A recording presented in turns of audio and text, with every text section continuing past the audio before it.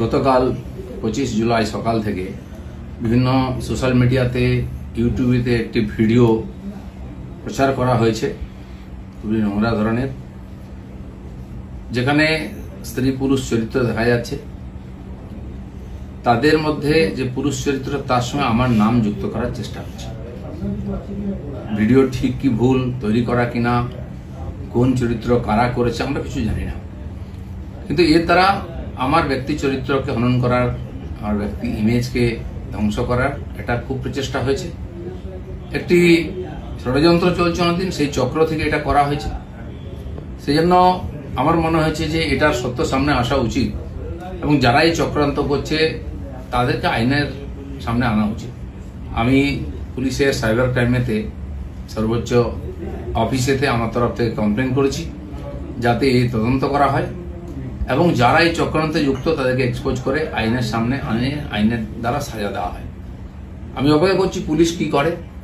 আর রাজনীতি এটা নতুন নয়, এ ধরনের চক্রান্ত চলতেই থাকে।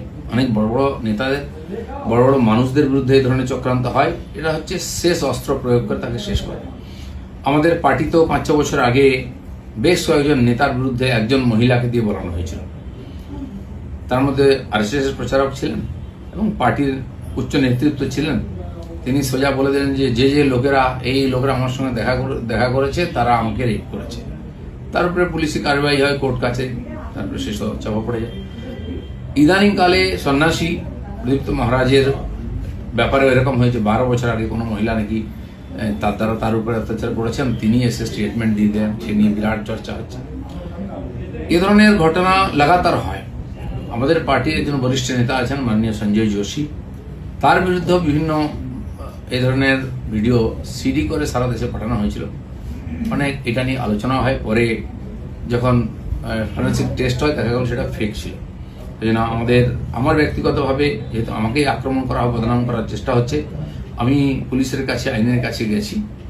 আমি দেখতে চাই পুলিশ কি করে এই ধরনের চক্রান্তে, কারণ এর তো কারোর বিরুদ্ধে লড়াই করা সম্ভব নেই হবে।